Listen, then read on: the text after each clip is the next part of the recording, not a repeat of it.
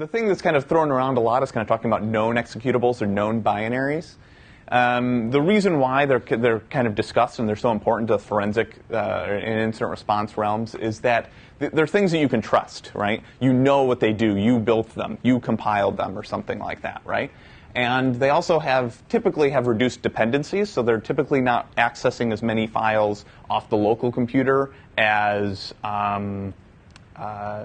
some other as kind of just the regular built applications may, right? You've done things like statically compile them, put them together, and things like that.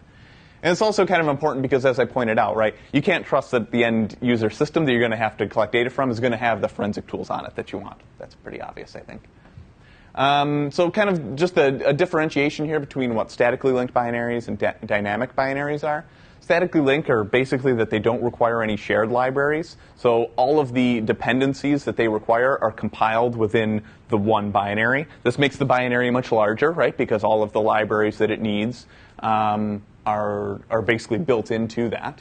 So they're going to have a larger memory footprint. You may have to compile them for each operating system, right? Depending on the compiler that's used. And it must be compiled that way, right? There's different options and flags you can give source code in order to compile it, right? For this reason, statically linked binaries are much more common in Linux, Unix flavored operating systems, right? And the reason is because Windows doesn't really have this mechanism. Typically, source isn't available on Windows, and so you'll have like an executable and its associated DLL files, right? And by DLLs, I mean libraries, and by libraries, I mean DLLs. You can use those terms interchangeably, no matter what operating system we're talking about, really. And kind of, so one of the important things is when you're dealing with dynamically linked binaries is where those libraries are, right, and how those files are going to be accessed. So it's important to understand that, like, when you run command.exe, what associated libraries are going to get loaded with it, right? Some of them are unavoidable that you're going to have to access on the local system, like kernel DLL or NTDLL and things like that, because those are basically accessed by everything. But some of them, some dependencies, you may be able to kind of put together with your executables that can reduce its having to comb the system to try to find it. Again, VMs are very helpful because they will help you for doing on-site configuration if you need to, right? Or at least to kind of, build something if you have to do that. So it's important to have, CDs and thumb drives with this data that's available to you. So this is just kind of an example. This is showing EWF acquire. Anyone familiar with what EWF acquire is? EWF is part of the EWF toolset, which stands for Expert Witness Format, which is basically a method of creating encase images, so EO1 images, on a Linux system, right? But so the file command right here will basically identify what files basically used to identify what type of file it is, right? But it also gives information about how that file is built, including, that it's a 32-bit Intel executable, that it's statically linked is the thing that's in bold there. And that's the thing that's kind of most to identify that it's statically linked. You can identify that the file is statically linked by the file command. One way to tell what the dependencies are for a dynamically linked binary, right, is that if you run the LDD command, it'll list the dependencies that are associated with that, right? So you can see the libraries that it's going to access. This is just one way to tell, have I compiled it right or whatever, right? Or what is it going to access, things like that.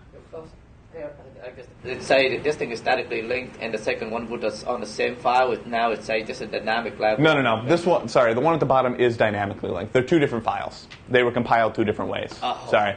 No, fair enough. That is a good question, right?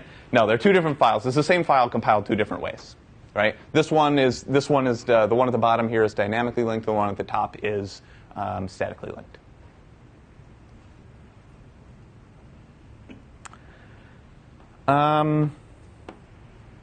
So Windows executables, like I mentioned, are a little bit more difficult. You're less likely to find them as kind of being statically compiled.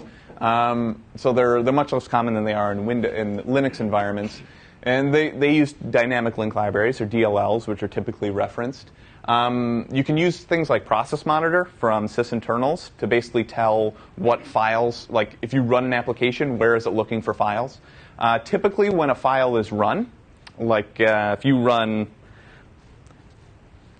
Kevin.exe and it's looking for Kevin.dll, it's going to look in the location that I'm running it from first, right? So if I'm running it off of my desktop, it's going to look for Kevin.dll in my desktop first, then go to things like, system32 or system or whatever else, right, from there. Some cases that isn't the case, right? Like kernel 32 DLL is always in system 32, things like that.